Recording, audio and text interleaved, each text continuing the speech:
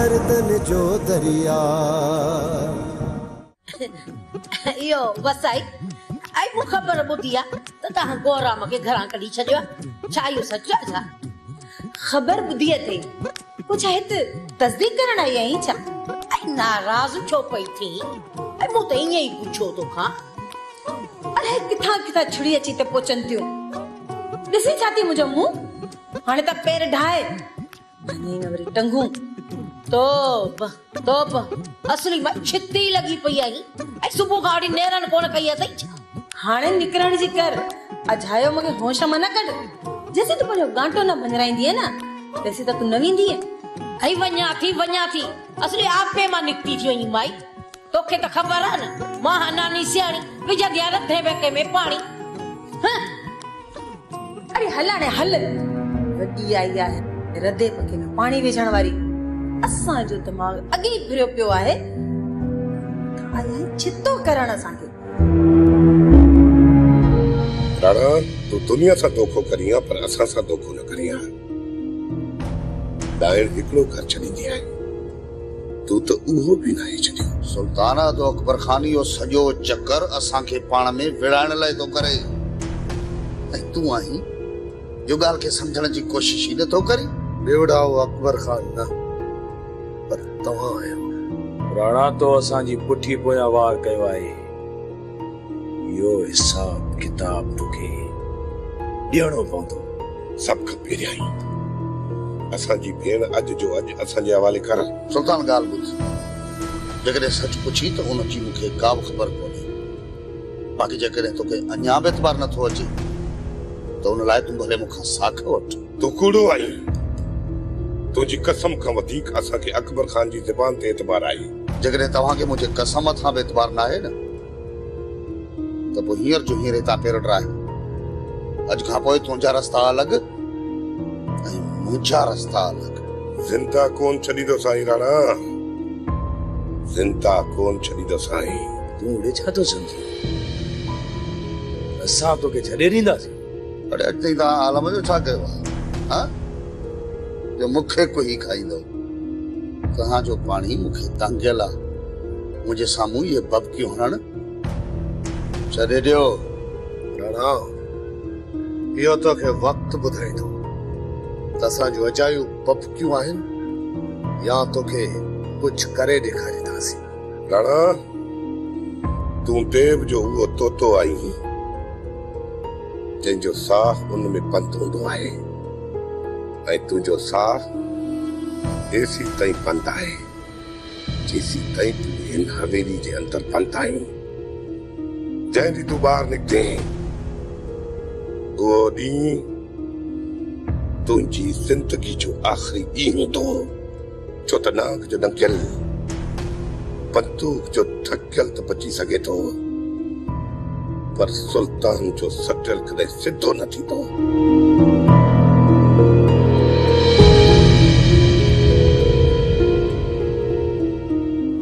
रेसियाणी हिकड़ी गाल चवा जेकॾहिं तव्हांखे ॾुखी न लगे गोराम खे पंहिंजे घर में रहाए सुठो कोन कयो मुंहिंजे मथां बार त कोन्हे को जॾहिं तुंहिंजे मथां यो बार बि नाहे त पोइ इहा ॻाल्हि छो थी करी ॾिस माई हीअ असांजे घर जो मसलो आहे इन में तूं ढंग न अड़ाए एतिरो अकुल असां बि रखूं था पंहिंजो बुरो भलो समझूं था रेसियाणी मां सच्ची ॻाल्हि थी ॿुधायां मां जॾहिं बि राणा खान जे घर वई आहे न त इहा वसाई राणा खान ॿई पिया गोराम खे पटियूं पढ़ाईंदा हुआ त अकबर खान जी मिल्कियत ते कीअं कब्ज़ो कजे रेसियाणी जेकॾहिं तूं नाराज़ थी थी त मूं हिन ॻाल्हि जी पच रही छॾी बाक़ी इहा ॻाल्हि सची आहे त मूं वसाई ऐं राणा खे इहे ॻाल्हियूं चवंदे ॿुधियूं ज़रूर छा ॿुधो तो इहो ई तो वसाई ऐं राणा खान ॻाल्हाइनि पिया चवनि पिया त हाणे गोराम अकबर खान जे घर पेर पंहिंजा पुख्ता करे वियो आहे ऐं आस्ते आस्ते उनजी दिलि बि खटण लॻो आहे ऐं हा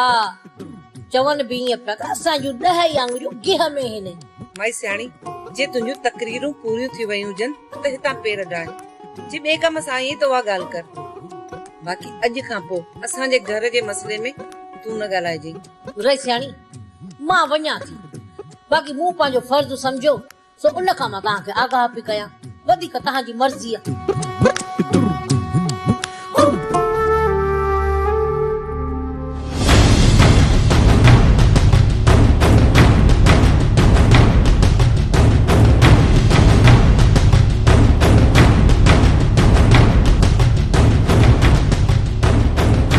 तो सुयो तो बुधायो तव्हां मुंहिंजे लाइ छा सोचो आहे? राणा खान जो हुकुम आहे तुंहिंजी पेट सां पत्थर ॿधी तोखे दरिया में लोड़े छॾियो जीअं तुंहिंजो लाश तुंहिंजे मालिकनि खे बि हथ न अचे। जॾहिं मुंहिंजे सोट आलिम खान खे ख़बर पई छा हू तव्हांखे ज़िंदा छॾींदो? हल पोइ तुंहिंजो सौट आलम खान तुंहिंजे पलांद में असांखे कुई छॾी, पर इहो ॾिसण लाइ तूं कोन हूंदे। आलम खान असांखां पलांद तॾहिं कंदो जॾहिं हिन जो लाश मिलंदुसि न। जबल तूं सहे जी खल ॾाढे बोड़ पुठियां छो पियो पंहिंजो सिर खणाई? मुंहिंजी सलाह वठ त किस्क त का ॻाल्हि नाहे। 10 रुपयनि वारे सर्फ एक्सेल सां ही सभु दाग साफ़ थी वेंदा। हाफ टाइम में दाग निकिरंदा, उहे बि सिर्फ 10 रुपयनि में। सर्फ एक्सेल बंदि रख कया ही न इते जो इते पूरो न जबल न छॾीसि भली पे फड़कियूं हणी हिन जी ज़िंदगी अॼोको ॾींहुं आहे पियो पंहिंजी दिलि विंदराए। तव्हां मरंदो तव्हां। बसि घणो थियो असांखे आउं शम न कढ दिल्ली जे तह खन विञाए छॾियईं। हल हल अॻियां थी हल, अञा घणी मंज़िल पई आहे।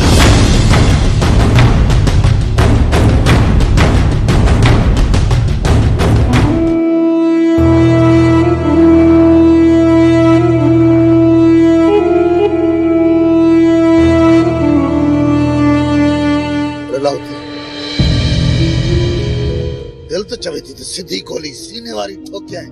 बड़े तोरड़ी चुंडी छा लगाई तो ते वांगुर पियो बोली उते। बाबा साईं तव्हां भली मूंखे बंदूक खणी छॾियो पर मां कम ठपे आयो आहियां। अच्छो अथई कम ठपे आयो? अरे कहिड़ो कम ठपे आयो हुई? सुल्तान वारनि खे हक़ीक़त ॿुधायो आहियां त हुननि मूंखां बंदूक जी ज़रूरत बयान वरितो आहे। अरे सुल्तान खे तूं केतिरियूं बि भली पकूं ॾे पर सुल्तान उहो कमीनो शख्स अथई जो ज़िंदगी में हिकिड़ो भेरो हुन जो जंहिं ते शक बीठो सॼी ज़िंदगी केतिरियूं बि हुनखे तसलियूं ॾे पर हुन जो शक थींदो कोन। हाणे न असां भले लख चकर सुल्तान खे पक ॾियूं तॾहिं बि पहिरियों वारो एतबार सुल्तान जो हाणे असां ते कोन बीहंदो। सुल्तान वारनि जी मयार लाइण लाइ वरियाम उन्हनि जे हवाले कयो। भला थी न वरियाम खे मां उन्हनि जे हवाले कोन कंदुसि। जेकॾहिं वरियाम खे असां उन्हनि जे हवाले कयो त सुल्तान वारनि जो शक पक में बदिलजी वेंदो त उन जी छोकिरी का असां वटां। जीअं तव्हां मुनासिब सम्झो बाबा साईं। मुतलाउती वरियाम जे बारे में त सुल्तान वारनि खे कोन ॿुधायो अथई न। बड़े सही ॿुधाए जाए न त खल पुठी तां लाहे छॾींदोसि। सच ॿुधाए। सम्झां थो त बाबा साईं इहा ॻाल्हि नाहे कई। अरे छा मक़सद आहे तुंहिंजो? बाबा साईं सुल्तान वारनि मूंखे एतिरी त मार ॾिनी जो मुंहिंजो दिमाग़ ई कमु नथो करे त हुननि खे मां छा ॿुधायो आहे ऐं छा न। अरे अच्छो थी वरी को नओं मसलो खड़ो करे आयो हीअं लाइ? न बाबा साईं सुल्तान वारा हाणे थधा आहिनि। अरे सुल्तान वारा मुंहिंजा उहे प्यादा आहिनि जंहिंजी मदद सां मां अकबर खान जा गोॾा खोड़ाइण थो चाहियां। जेसीं ताईं इन्हनि जे हथां मां अकबर खान ऐं आलम खान खे ख़तम नथो करायां तेसीं ताईं इन्हनि जे मथे ते पयो हथ फेराईंदुसि।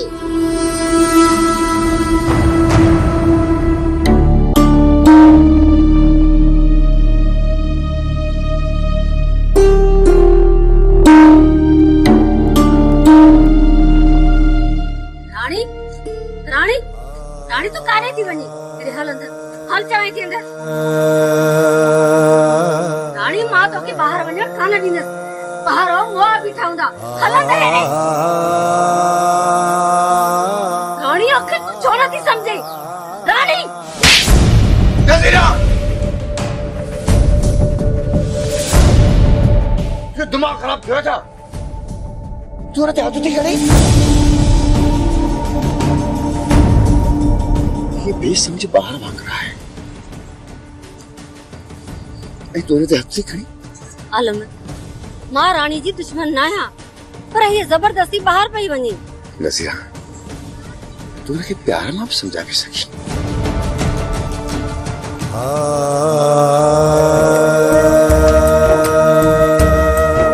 पाण सदाइन मुड़ सहथीला पाण सदाइन मुड़ सहथीला पाण सदाइन नज़ीरा रानी रोए पई रानी रोए पई ज़ालिम राणी रोए थी त पोइ हिन में ख़ुशीअ जी कहिड़ी ॻाल्हि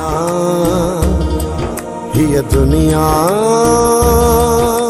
नज़ीरा डॉक्टर चयो त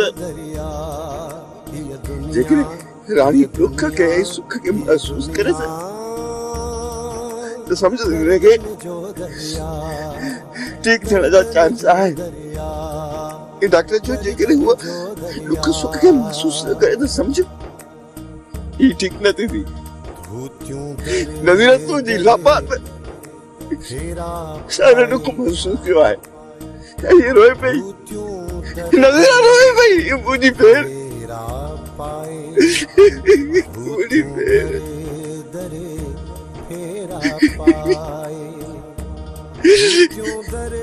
रोए पई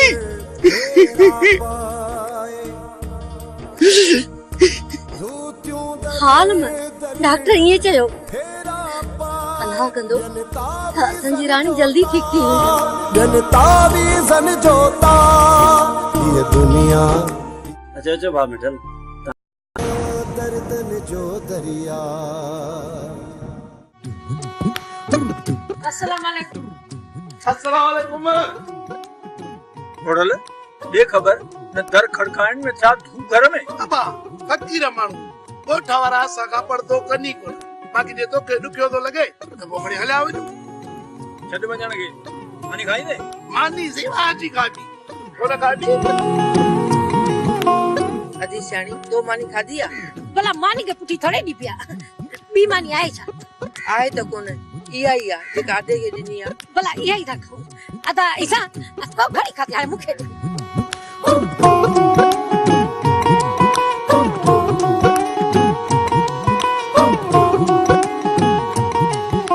ये तो मुझे भांगो खाई आ भला इहो त ॿुधायो हिते ओचितो कीअं भुलिजी पिया आहियो अदी मजे में असांजे ॻोठ में एॾी दुश्मनी वधी वई आ कि शादी थियण त ॻोठ में सफ़ा बंद थी वई ऐं चुल्ही घर जी कोन थी भरे हा आदी इहो त आहे तव्हां वारनि छोकिरनि त असली ॻोठ में बाहि बारे छॾी आहे भला कराए ॾियो गुलूअ जो रिश्तो त ख़ुशियूं कयूं तव्हांजो जान सुठो ठही वेंदो तव्हांजे छोकिरनि खे त सफ़ा ॻोठ मां त संगो ई कोन मिलंदो राणीअ जो हशर ॾिसी सभु तोपूं तोपूं था कनि ॻोठ वारा पंहिंजी न्याणियुनि खे घुटो ॾेई मारींदा बाक़ी तव्हांजे छोकिरनि खे कोन ॾींदा जेकॾहिं ॻोठ वारनि रिश्तो न ॾिनो न असांजो छोकिरो पाणी बणिजी पवंदो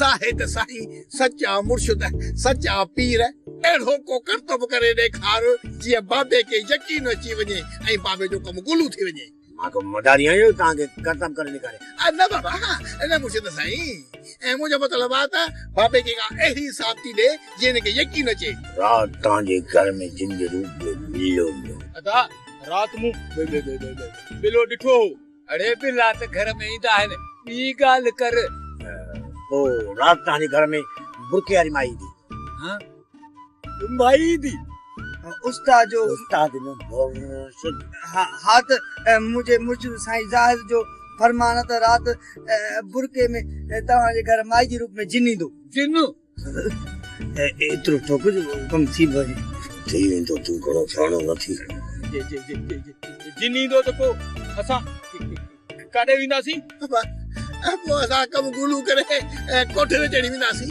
कोठे ते चढ़ंदो त जिन खे अञा वधीक कावड़ ईंदी ये जिन खे कावड़ ईंदी त पोइ असां कोठी में घिरी वेंदासीं कोठे में जेको हूंदो हुनजो ॻातो बने ई बने पोइ बाबा कोठी में ई सही आहे असांजो कमु थी वेंदो बाबा गुलू अड़े छोरा तव्हां चिन कढाइण जे चक्कर में आहियो या मुंहिंजे पोयां बचण जे चक्कर में आहियो ज़ाहिद वाह जी सलाह ॾिनी अथई बाबो वियो गुलू हर चक्कर ज़ाहिद न चओ सचो पीर मुर्शिद ज़ाहिदन साईं चओ ज़ाहिदन साईं हा मुर्शिद ज़ाहिदन साईं पर जेकॾहिं इहो साॻो जिन बाबे जे पोयां बचे छॾी त पोइ घणा पैसा वठंदे अरे जिन्ना को कुत्तो थोड़े या जो उनके लोमड़ी बचाया खाली पाओ जी मुर्शिद भागा हल त हलो रात जिन जॾे इनका पुछण ईंदो न पोइ इनखे ख़बर पवंदी हलिया हक हक हक हक हक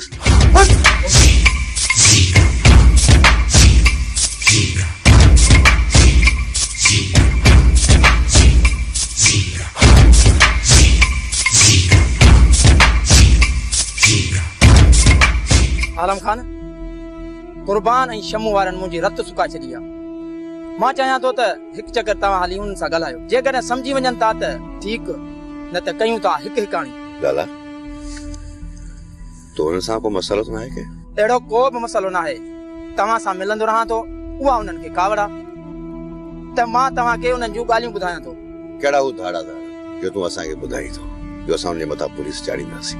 उन्हनि खे त झेड़े जो बहानो घुर्जे, ॿी का बि ॻाल्हि न आहे।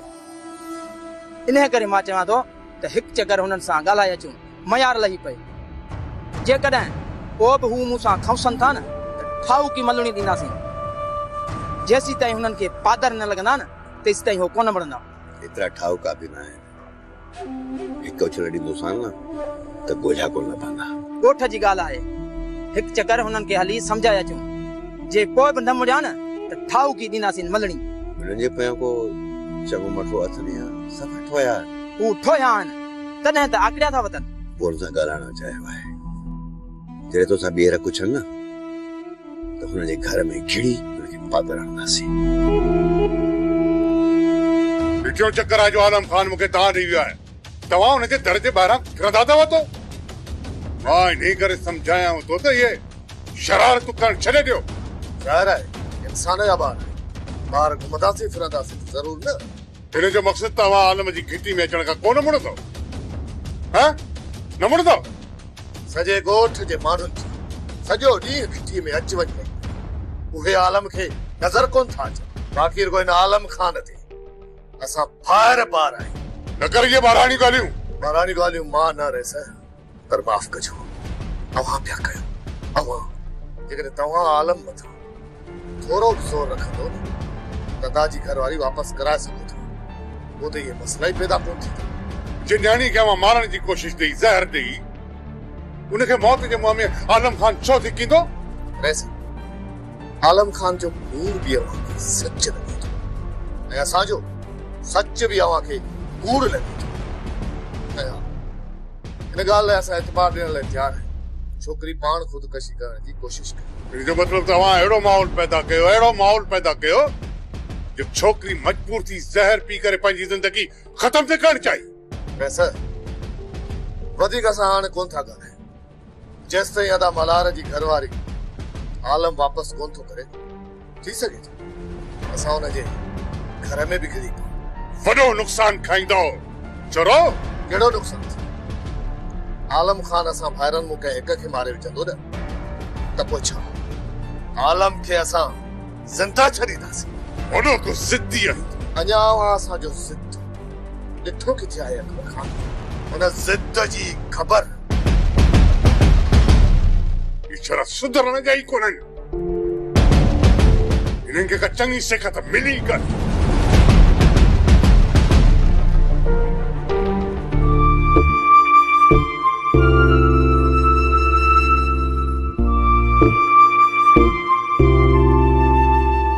अच्छा भाउ मिठल, तव्हांजी त वॾी हयाती आहे।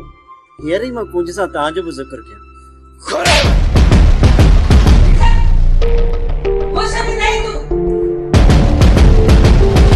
वाह होश में आया पुफी। हिननि खां पुछ कूचे घोराम हथ में ॾेई वेठा। वॾो को शकी मिजाज आहे मिठल। घोराम मूंखे भाउ जीअं आहे ऐं तूं घोराम ऐं मूं मथां शक पियो करी? भाउ जीअं आहे तॾहिं हथ हथनि में हुयो। छा इहो सच आहे कुंज? अम्मा इहो भेण कुंज तव्हां ख़ामोश थियो। मां तो चाची खे हक़ीक़त गोराम तोखे मुंहिंजो कसम कूड़ न हणजां। असल में हक़ीक़त इहा आहे त मूं कुंज खे चयो तुंहिंजो मिठल नाले जीअं मिठो आहे। बाक़ी जेका तुंहिंजी ससु आहे उहा थोरी ढिंगी आहे। इन ते अती कुंज चयो जेकॾहिं मुंहिंजी ससु ढिंगी आहे त तो जीअं मां बि मिठल खे वठी अची हिते रहंदसि। ऐं इन ते मूं चयो त चाचा ऐं चाचे खे ही घर छॾणो पवंदो। उन ते कुंज खे खिल वरितो ऐं मूं सां हथ मिलायो। ऐं इहा ॻाल्हि शायदि मुंहिंजे भाउ मिठल खे पसंदि न आई। हाणे त तोखे हक़ीक़त ख़बर पई त असल ॻाल्हि छा आहे। न ॿुधण न सुणण अची तो हुनखे लपा ठाईं। जेकॾहिं गोराम बुकावड़ में अची तो मथां हथ खणिया त तो तुंहिंजी इज्जत छा रहिजी वञे हा? हाणे ॾिसी छा तो पंहिंजी ग़लती जी गोराम खां माफ़ी वठ। न चाची न, मूं मिठल जी कावड़ दिल में ना आहे खई त पोइ माफ़ी छाजे लाइ? मूं त ईअं सम्झो त मुंहिंजे वॾे भाउ जी मूंखे चमाट आई। हिन खां कुझु सिख मिठल, सिख त पंहिंजनि जी इज्जत कीअं कबी आहे। गोराम राणा तोखे घणो कुछ सेखारे हिते मोकिलियो। लगे तो तोखा कुछ न कुछ सिखणो पवंदो।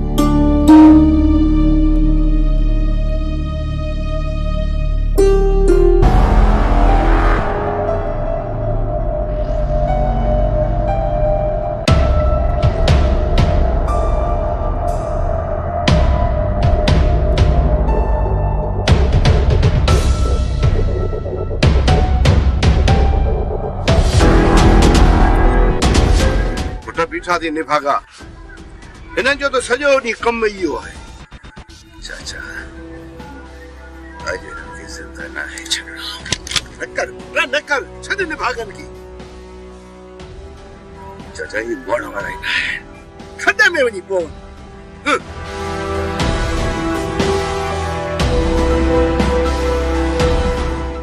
बकरी अनारनि जा थक। चवां तो मुंहिंजी नज़र जानो डरो डरो हितां न त छा कंदे? बंदूक हणंदे? हर बंदूक छोरा छो था पंहिंजे मौत खे दावत ॾियो? जेसी ताईं मुंहिंजी घरवारी मुंहिंजे हवाले न कंदव मां रोज़ हिते ईंदुसि ऐं ईअं ई तमाशो कंदो रहंदुसि।